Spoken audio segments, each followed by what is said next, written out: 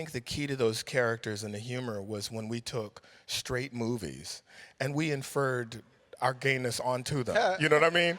That was what was so subversive.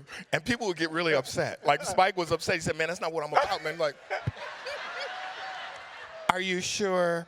You know, so it was a time back then where you could play with all that. And, you know, black folks, they got all in their feelings. You know, they didn't like it. It was fun. No, they wasn't sure if they were going to hire me, you know. And then my mother called and said, you better do it, boy. Right.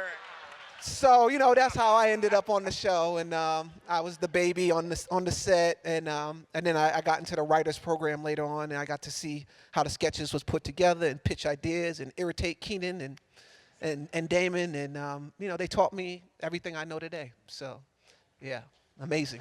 We won that Emmy. How many times was it? Like 3 episodes. 3 episodes we won the Emmy, People's Choice. And we were on a hit show. So we would still do these pitch sessions where we were supposed to come with our characters. We were lazy actors. I mean, some people would work. But Keenen was like, dude, this is your time, man.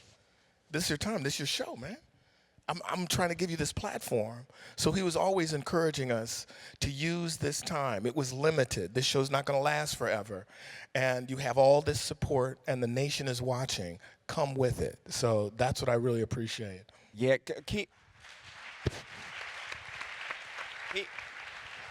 Keenan's mandate was just kick their ass. Like, give the best that you got. And then do it again. Yeah, then do it again and pull something out your pocket, you know. But he reminds me of Professor X from the X-Men, you know. He took all of us mutants and put us together and was like, use your power. As African-American performers, we had all been in that position where, well, Tommy, Keenen, Shawn, tell me what's funny. And we would talk about a character from our perspective. And to this all-white executives, they would look at us with a blank face and go, why would you do a sketch about that? This was the first time in which we were encouraged to mine our own culture in a different way, stuff that had been neglected and that we would laugh about every day. Every day. Yeah, we used to have fun with the censors. So we, it was hide it from them on Thursday. A couple of instances where what we would do is we would put things in that we didn't want to be in there, and then we would laugh really hard at the table reads or in rehearsal, and the censor would get nervous, and they would come and go, you can't say that. You got to come up with something else. So there was one time, the guy comes over and he goes, you can't say Kayak City. Kayak City, because everybody, that's what we had, Kayak City, and everybody was laughing. He goes, no, you can't say Kayak City. We go, no, well, can we say toss your salad? He goes, yeah, that's fine. He was like a steam pot about to blow because it built. It had built up. Damon and Keenen and Jim and some other people have been out in Hollywood breaking down doors for us for years.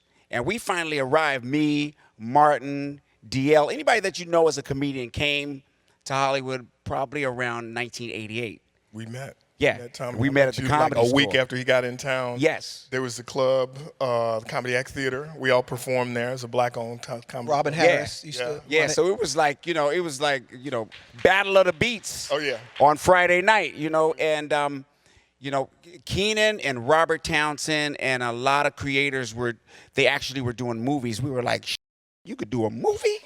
Are you kidding me? So I actually met Keenen at the premiere of I'ma Get You Sucker. I did that. Yeah, oh yeah. And we walked in there and we were like, you can do a movie? And I met him and he said, man, you funny, man. I saw you at the Comedy Act Theater. So it was a steam pot about to blow because hip hop was at that point where Run DMC had their hit. It started crossing over. Ed and Dre on MTV.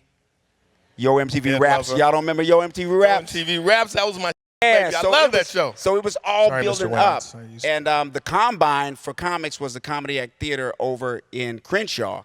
And that's where all the baddest comedians, that's where we all went to do our stuff.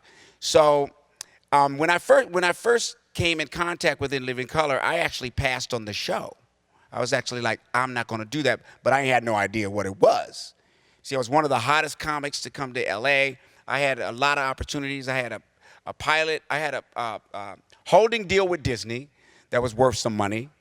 I had a part on Murphy Brown, and I had a part to do Eddie Murphy's little brother on Coming to America. Wow. Right. The TV series. You guys remember that role, right? Yeah, it lasts about right. Exactly. Don't rub it in, Dave. Don't rub it in.